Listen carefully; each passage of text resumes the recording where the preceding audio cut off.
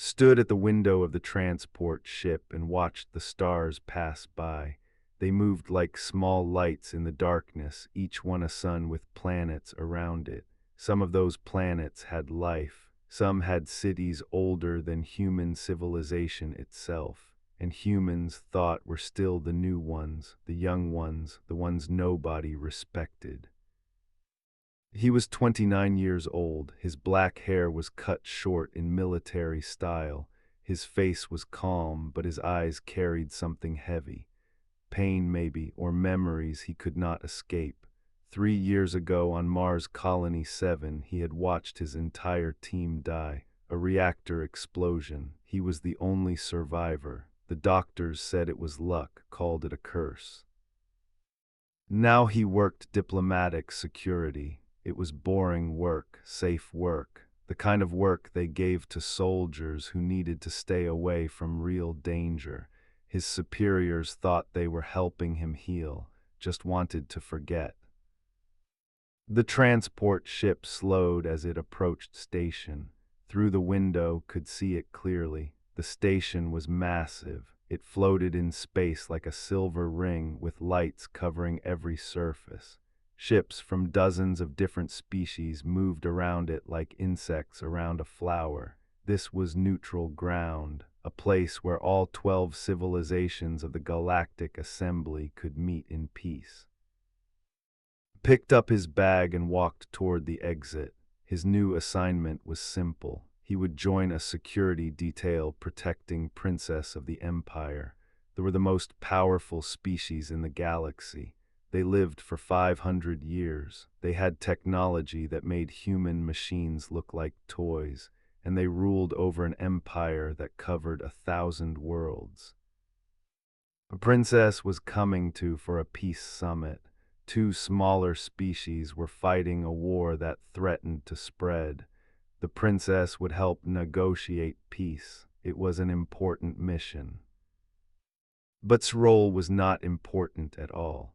Humans on alien security details were there for show, a symbol that Earth was part of the assembly now, nothing more. The real protection came from the own guards. They were tall, elegant beings with pale blue skin and silver eyes. They moved like water and fought like storms. What could a human do that they could not? Stepped off the transport and into the station. The air smelled strange, clean but wrong, too many different atmospheres mixed together.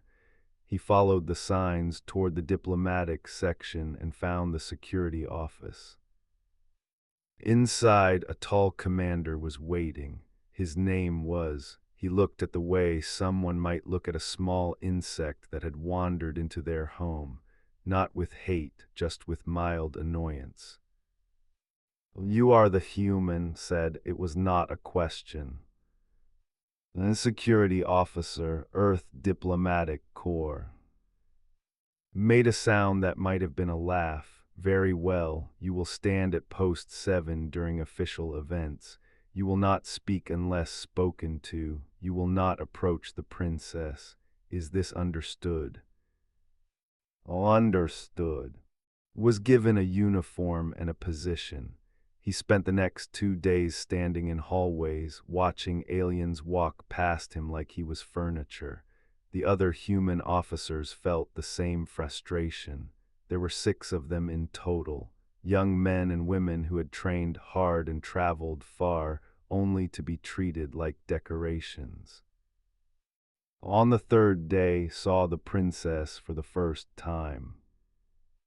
Walked through the main corridor with her guards surrounding her. She was beautiful in a way that was hard to describe. Her skin was the same pale blue as the other, but her eyes were different. They were deep purple, like the color of space at twilight. Her hair was white and long, falling down her back like a river of snow. She wore silver robes that seemed to glow with their own light. She did not look at as she passed. Why would she? He was just another human, another short-lived creature from a small planet.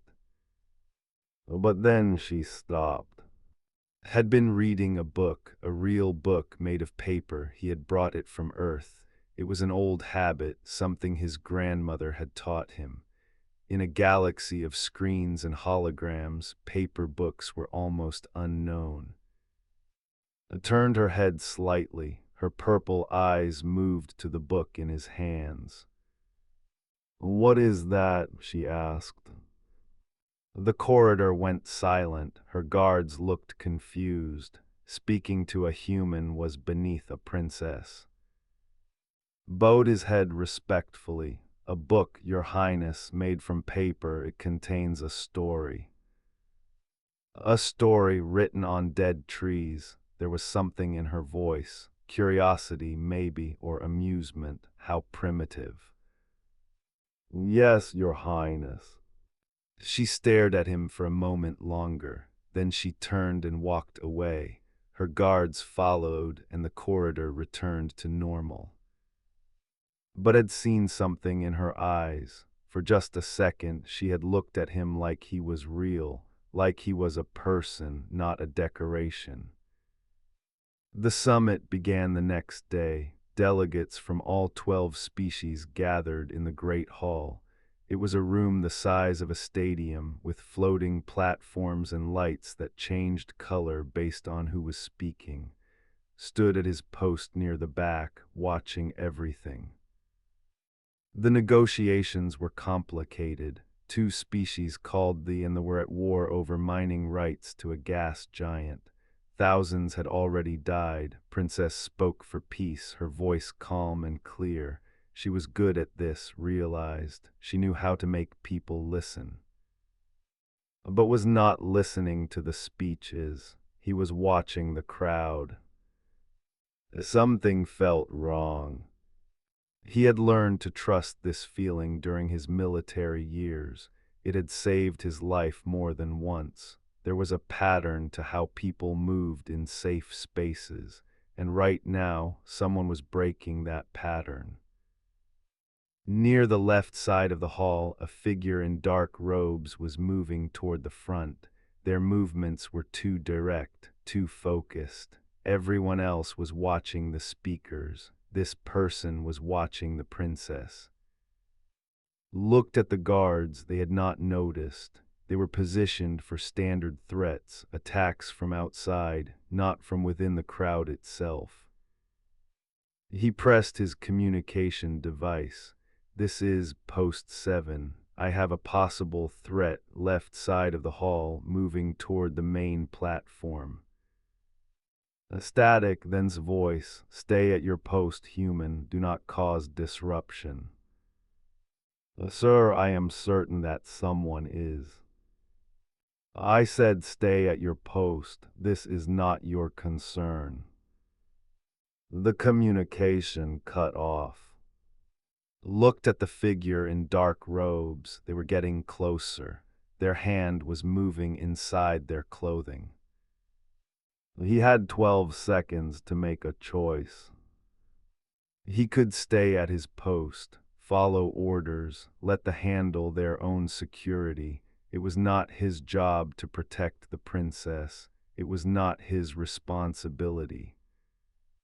But had once stood at his post and watched people die. He had followed orders and survived while everyone else burned. He would not do that again. Started running. Moved through the crowd like a man possessed. His heart was beating so hard he could feel it in his throat. People turned to look at him. Alien faces showed confusion and anger as he pushed past them.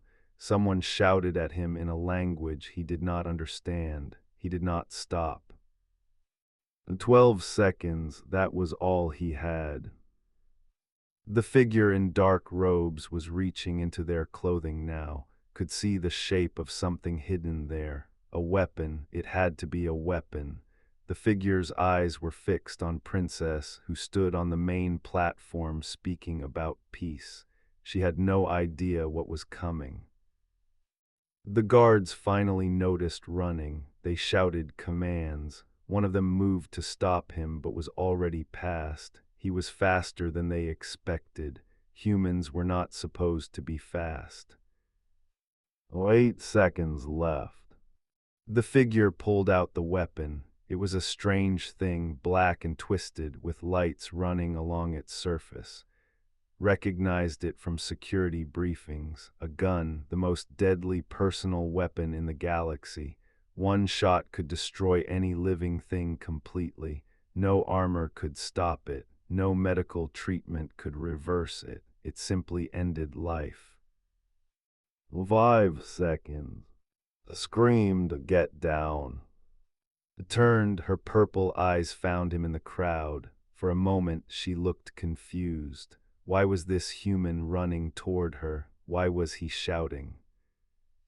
Then she saw the assassin. She saw the weapon pointing at her chest. Her body froze. 3 seconds. Jumped. The assassin fired. The world turned white. Felt the blast hit him in the center of his chest. It was not pain exactly. It was something beyond pain, like every cell in his body was screaming at once, like he was being torn apart from the inside. Heat filled him, fire and ice and lightning all at the same time. He fell. The floor was cold against his back. Above him, the lights of the great hall spun in circles. Sounds came from far away, screaming, shouting. Someone was crying, he could not tell who. A princess's face appeared above him. Her purple eyes were wide with shock. Her mouth was moving, but he could not hear her words. Everything was fading. So this is death, thought. It is not so bad. The darkness took him. When the blast hit, the entire hall fell into chaos. Delegates ran in all directions. Guards rushed forward with their weapons drawn. The assassin tried to run, but was tackled by 3 soldiers before he could take 2 steps. But everyone's eyes were on the human lying on the floor. His body was smoking. The front of his uniform was burned black. The skin of his chest was marked with strange patterns like lightning scars. He was not moving. He was not breathing. A princess knelt beside him. Her hands were shaking. She had never been so close to violence before. She had never watched someone die for her. "Why?" she whispered. "Why would he do this?" The medical officers arrived within minutes. They scanned his body with their devices and exchanged dark looks. "He is dead, Your Highness," the lead physician said. "The stopped his heart instantly. I am sorry." Stared at the human's face. He looked peaceful now, almost like he was sleeping. She remembered his eyes from the day before when she had asked about his book. There had been something in those eyes, sadness, yes, but also something strong, something unbreakable. And now he was gone. A commander approached with his head bowed. "Your Highness, we must take you to safety. We do not know if there are more assassins." "Who was he?" asked. She did not move from side. The human, his name was, he was assigned to the security detail, a low-ranking position. "He saved my life." I paused. The truth of those words hung in the air like smoke. A human had done what the guards had failed to do. A human had seen the threat when they were blind. A human had given his life for their princess. "Yes, Your Highness," said quietly. "He did." The news spread quickly through station. A human had taken a blast for the princess. A human had died protecting alien royalty. It was the biggest story in the galaxy. Some called it foolish. Why would a human sacrifice himself for N? They did not even respect humans. They treated them like children playing at being civilized. Others called it noble, a true act of selfless courage, the kind of thing that heroes did in old stories. But everyone agreed on one thing: was dead. Nothing could survive a direct hit, nothing ever had. According to custom, anyone who died protecting royalty was entitled to the highest honor. Their body would be presented before the royal court on Prime. Their name would be recorded in the Hall of Heroes. Their family would receive gifts and recognition. It had never been done for a human before. The Emperor himself gave the order. His body was to be transported to Prime immediately. The ceremony would take place before the entire court. Representatives from all 12 species would be invited to witness. The galaxy would see how they honored their saviors, even if that savior was human. And traveled with the body, she did not have to. The ceremony could happen without her, but something made her want to be there. Perhaps it was guilt, perhaps it was respect. She was not sure which. During the journey, she sat alone in her chambers and thought about the human who had died for her. She knew nothing about him, just his name, just the image of his eyes, but she could not stop thinking about that moment when he jumped in front of the blast. He had not hesitated, not even for a second. Would any of her own guards have done the same? She was not sure. They would have followed orders. They would have tried to protect her. But would they have willingly put themselves in front of certain death? Would they have made that choice without being commanded to? Had made that choice all by himself, without orders, without hope of survival. He had simply decided that her life was worth more than his own. Why? She had treated him like he was nothing. She had called his book primitive. She had barely looked at him, and still he had saved her.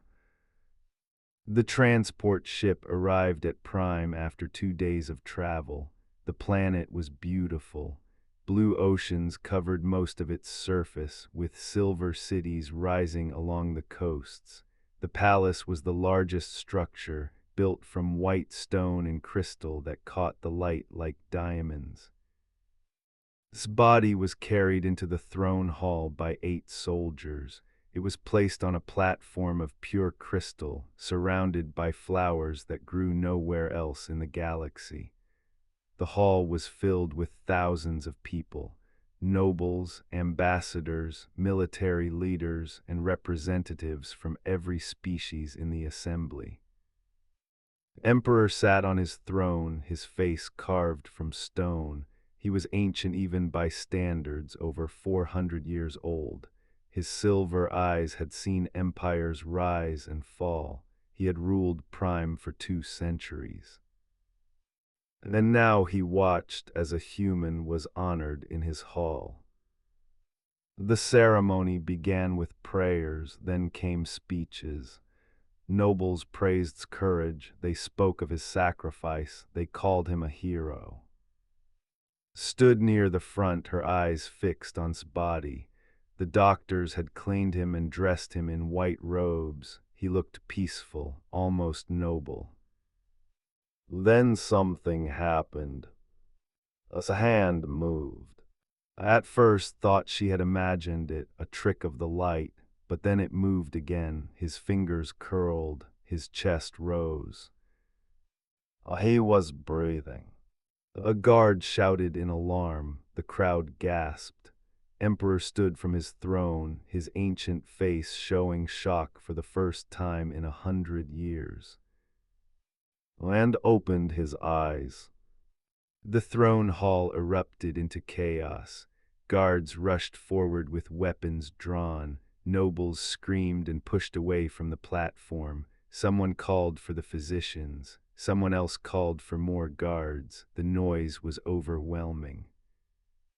Lay on the crystal platform, his eyes open but unfocused. Everything was blurry. The lights were too bright. The sounds were too loud. His chest felt like it was full of broken glass. Every breath was agony. Where was he? What had happened? The last thing he remembered was the white flash of the feeling of his body being torn apart, the cold floor beneath his back, and then nothing, darkness, silence. But now he was awake, and he was definitely not dead. A face appeared above him, Princess. Her purple eyes were wide with shock. Her mouth was open, but no words came out. She looked like she had seen a ghost. Maybe she had. Watton's voice was weak, barely a whisper. His throat felt like sand. What is happening? Did not answer. She seemed frozen. Guards surrounded the platform now, their weapons pointed at. They looked terrified. He had been dead. They had all seen his dead body. Dead people were not supposed to wake up. Emperor pushed through the crowd. For a being over 400 years old, he moved with surprising speed. He stopped at the edge of the platform and stared down with his ancient silver eyes. Impossible, the Emperor said. This is impossible. The physicians arrived moments later. They ran their scanning devices over his body again and again. Their faces grew more confused with each scan. He is alive, one of them said. His heart is beating. His brain is functioning. The cellular damage from the is healing. Healing, the Emperor's voice was sharp. Nothing heals from the weapon destroys organic matter at the molecular level. I know, Your Majesty, but his cells are regenerating. I have never seen anything like this. He tried to sit up. Pain exploded through his chest and he fell back with a groan, but he was alive. Against all logic, against all known science, he was alive. They moved him to the medical wing of the palace. The finest physicians in the empire gathered around his bed, studying him like he was some kind of strange creature. In a way, he supposed he was. For 3 days they ran tests. They took samples of his blood, his skin, his hair. They scanned every part of his body with machines that could not even begin to understand, and slowly they formed a theory. Humans were different. They lived for 500 years. Their bodies were efficient and elegant. They rarely got sick. They healed quickly from most injuries, but they were also stable, predictable. Their cells did exactly what they were supposed to do, nothing more. Humans were the opposite. They lived short lives, only 80 or 90 years. Their bodies were fragile and prone to disease, but inside that fragile body was something they did not have. A survival mechanism so powerful that it could fight back against death itself. The physicians called it the survival override. Once body was hit by it should have died.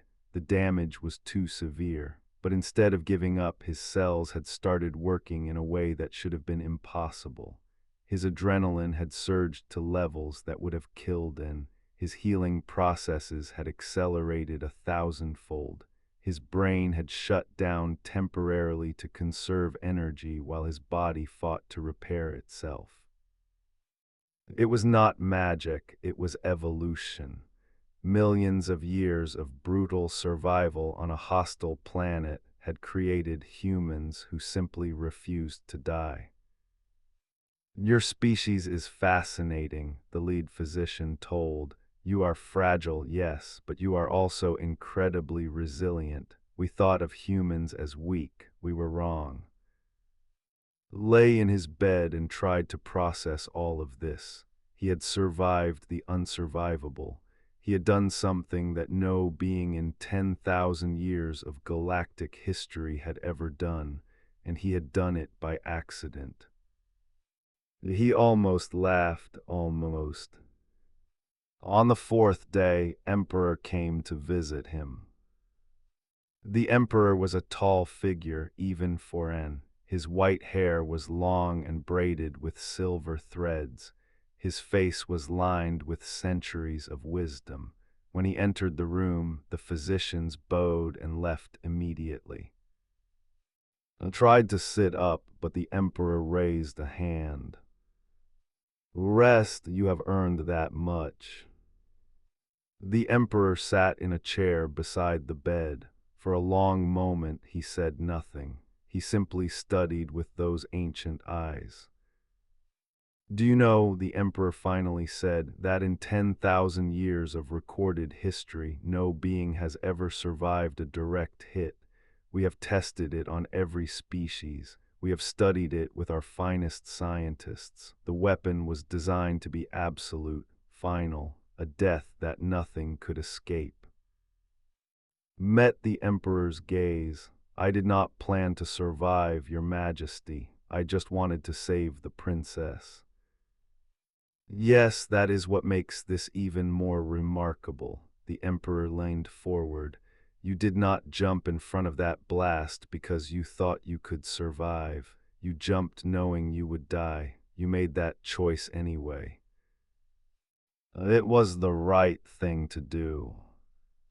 Was it? The emperor's voice was soft but intense. My guards would not have done what you did. They would have tried to stop the assassin, yes. They would have fought to protect, but they would not have put themselves directly in front of certain death. They are trained to protect, but they are also trained to survive. I was not thinking about survival. No, you were thinking about my granddaughter. The emperor smiled slightly. The humans have a word for this, yes. In your old languages, I believe it is called sacrifice. Was quiet for a moment. Then he asked the question that had been burning in his mind since he woke up. Is the princess safe? The emperor's smile grew wider. That is your first question. Not about yourself, not about what will happen to you, but about. She is the one I was trying to protect. She is safe, thanks to you. The emperor stood. You have given us much to think about. The Galactic Assembly sees humans as lesser beings, young and foolish and weak, but you have shown us something different. You have shown us what humans can be. He walked toward the door, then paused. You will remain on Prime until we understand fully what you are. My physicians will continue their study, but you are not a prisoner. You are a guest, an honored guest.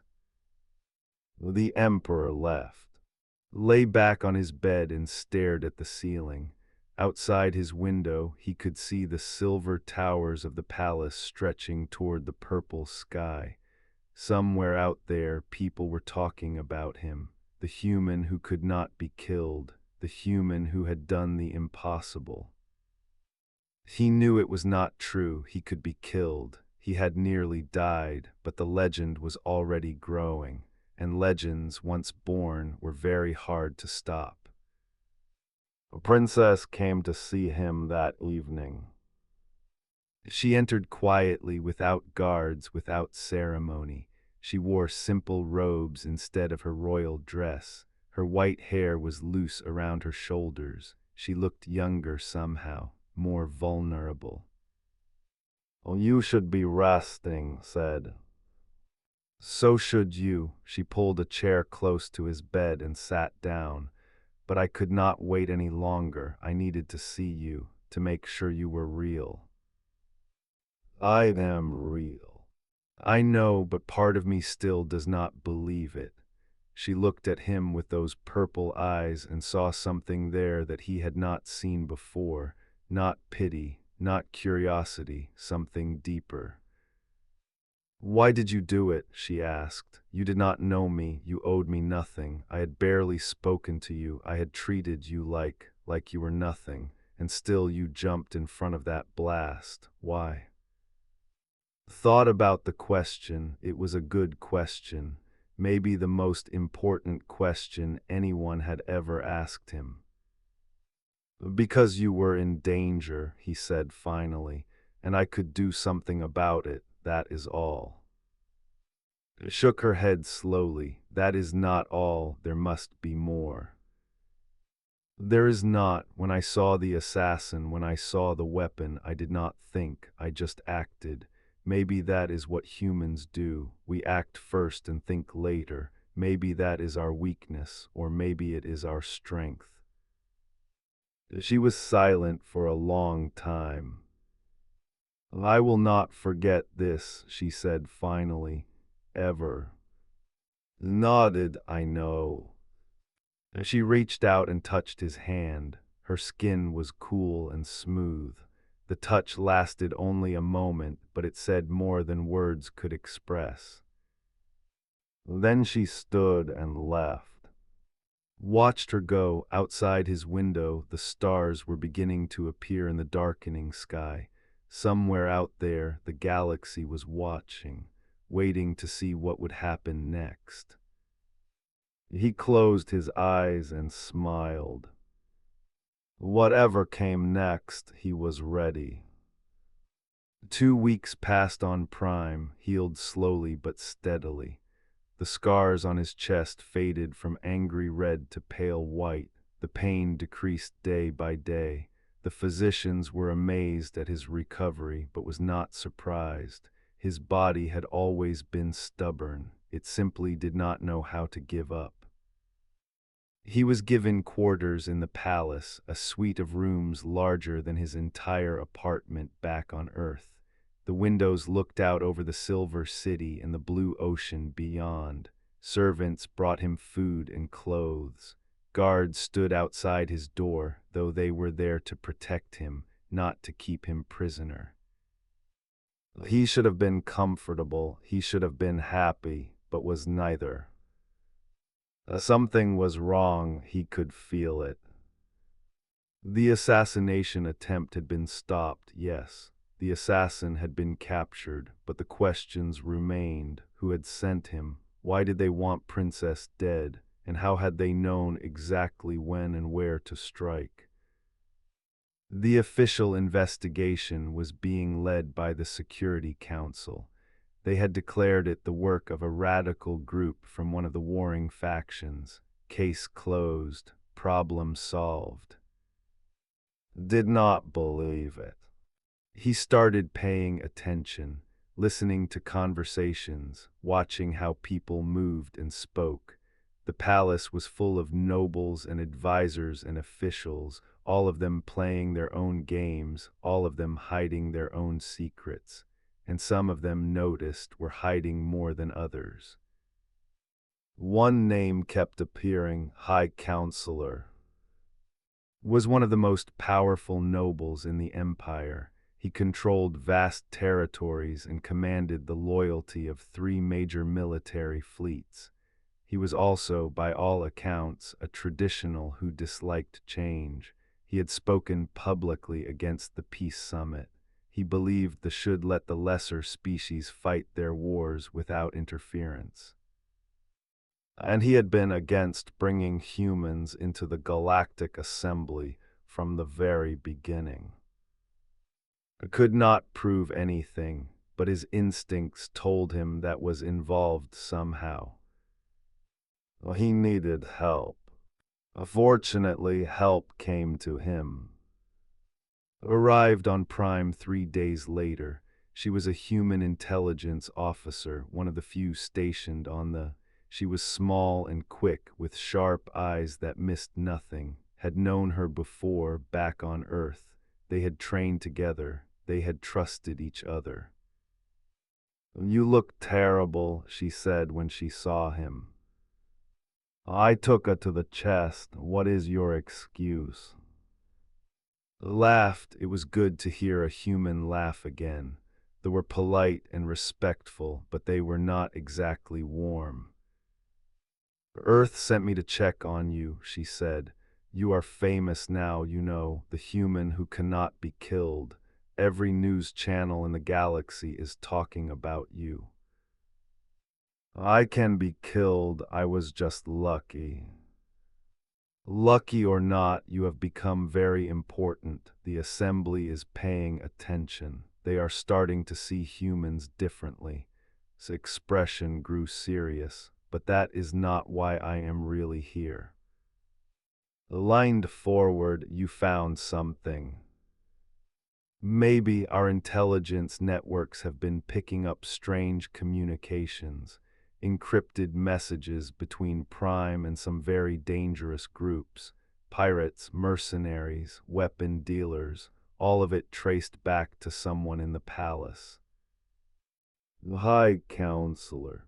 Blinked, how did you know? I have been watching, he is hiding something.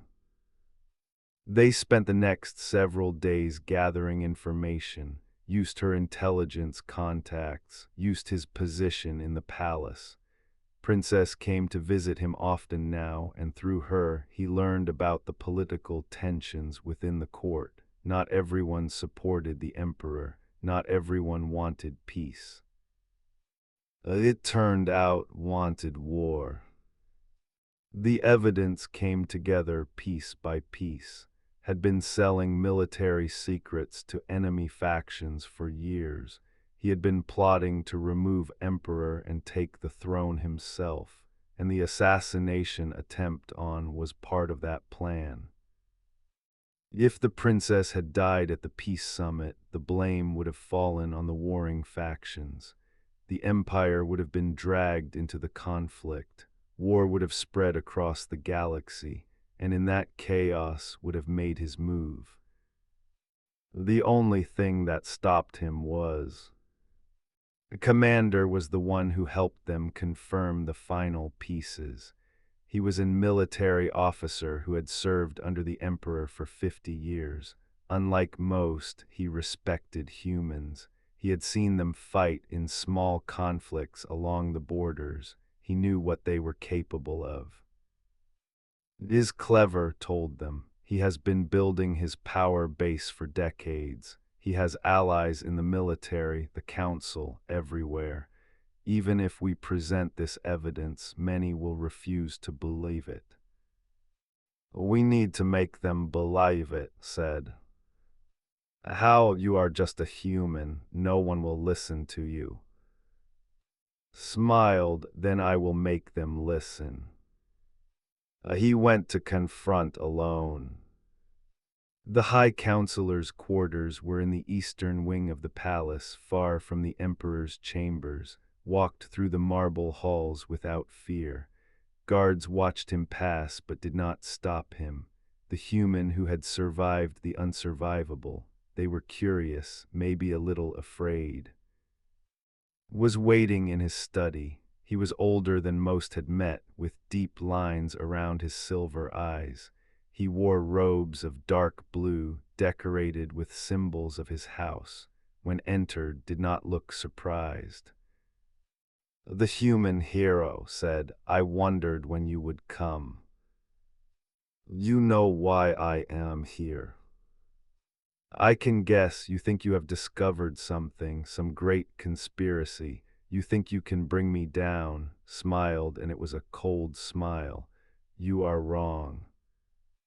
Am I? We have the communications, the money transfers, the names of the mercenaries you hired. We know you ordered the assassination. For a moment something flickered in his eyes, fear maybe, or anger, but then it was gone, replaced by that cold smile. Even if you had proof, which you do not, who would believe you? You are nothing, an insect from a primitive world. The Galactic Assembly may find you interesting for now, but that will pass. In a year, no one will remember your name. Maybe, but they will remember what happened here today. Pressed a button on his communicator. Across the palace was transmitting their entire conversation to the Emperor's chambers. Every word spoke was being recorded. Realized too late, his face twisted with fury. Oh, you dare. He moved fast, faster than expected. A weapon appeared in his hand, some kind of energy blade. He swung it at its throat. But had been expecting the attack. He ducked under the blade and drove his fist into his chest. The stumbled backward, shocked. No human had ever struck him before. No human would ever dare. It was different. The fight was brutal. Guards rushed in, 4 of them, all trained warriors, was still weak from his injuries. He was outnumbered and outmatched. But he did not stop, he kept fighting. Every blow they landed, he took. Every time they knocked him down, he got back up. His body screamed with pain, but he ignored it. He had survived the unsurvivable. These guards were nothing compared to that. The palace security arrived before could finish him. Commander led them with the emperor's own guards behind. They found on his knees, bleeding from a dozen wounds, but still alive, still fighting. He tried to run, he did not get far. The evidence was presented to the emperor that night. The communications, the recordings, everything. Tried to deny it, but the proof was overwhelming. His allies abandoned him one by one. No one wanted to be connected to a traitor. A high counselor was arrested and sentenced to exile on a prison world at the edge of the galaxy. His lands were seized. His name was struck from the noble records. Before they took him away, he looked at one last time. You have made enemies, human, enemies beyond this world. You have shown them what your kind can do. They will not forget. Met his gaze without flinching. Neither will I. 1 month later, the throne hall of Prime was filled once again, but this time there was no funeral, no mourning. This time there was celebration. Representatives from all 12 species of the Galactic Assembly had gathered for a ceremony unlike any in history. For the first time ever, a human would be honored by the Empire not as a curiosity, not as a symbol, but as a true hero. Stood at the entrance to the hall and took a deep breath. His wounds had healed. New scars had joined the old ones on his body, marks of the fight against guards, but he was strong again, strong enough to face what came next. The doors opened and he walked inside.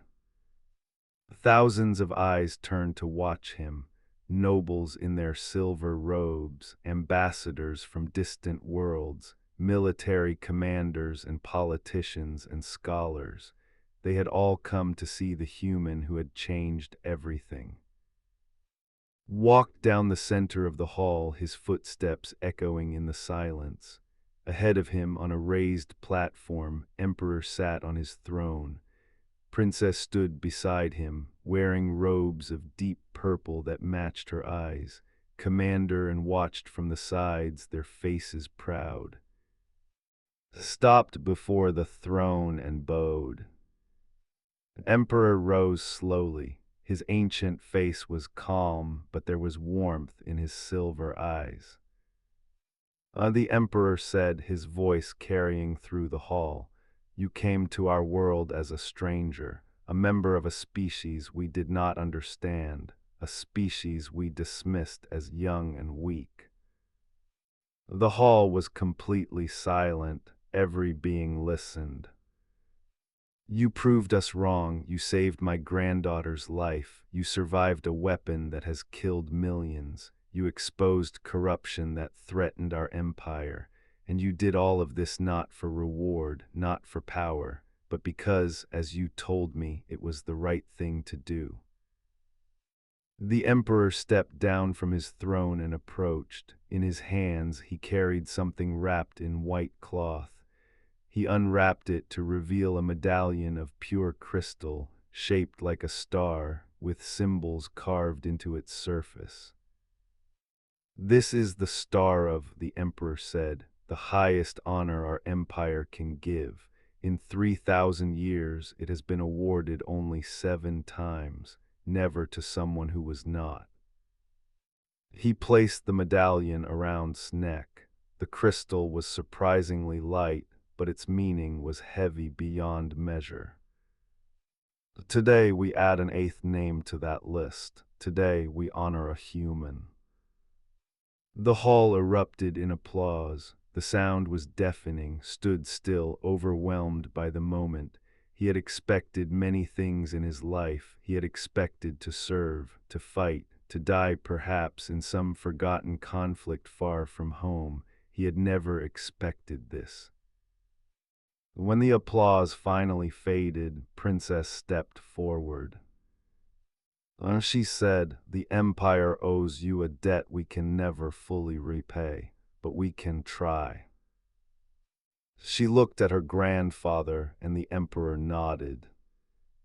"We offer you a position, sworn shield of the crown, a title held by only the most trusted warriors in our history.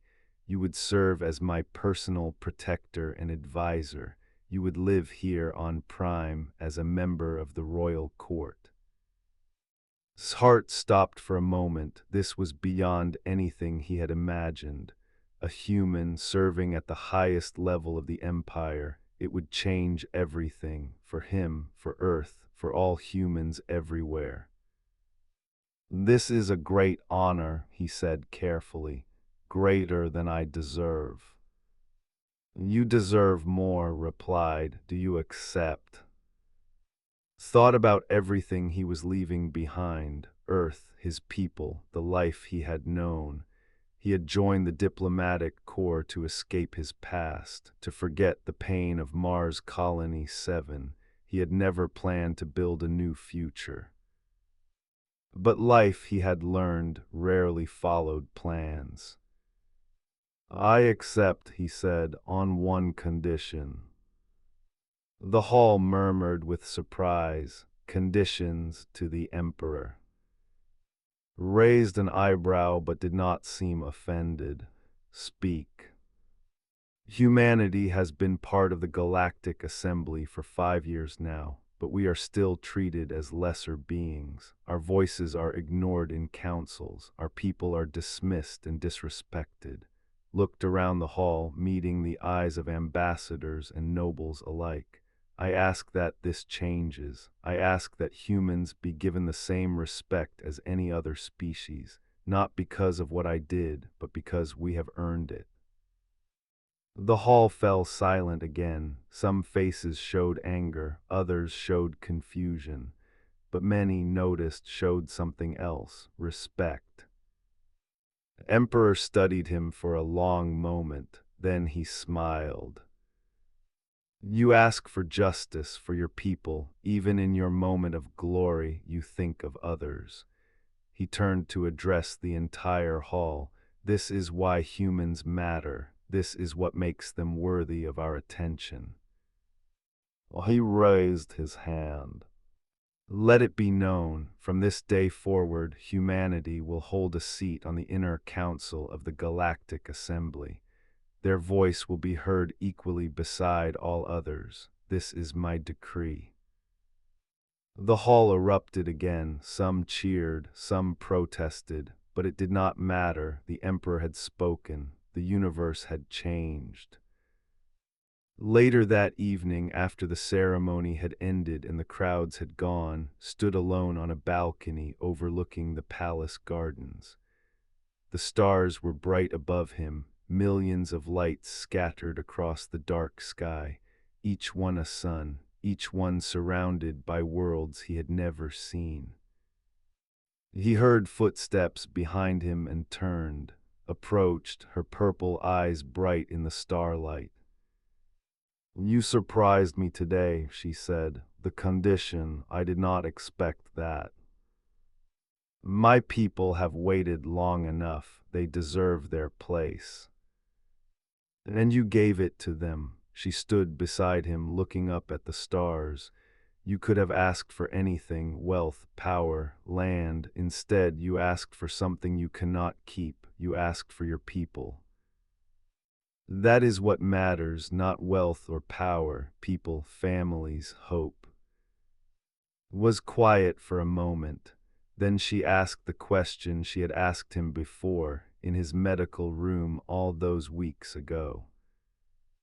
Why did you jump in front of that blast? The real reason, not the answer you give others, the truth. I considered the question. He had thought about it many times. At first, he had believed it was instinct, training, reflex. But that was not entirely true. I jumped because I was tired of failing, he said finally. On Mars, I watched people die and did nothing. I survived while everyone else burned. For 3 years, I carried that guilt. I told myself I would never let it happen again.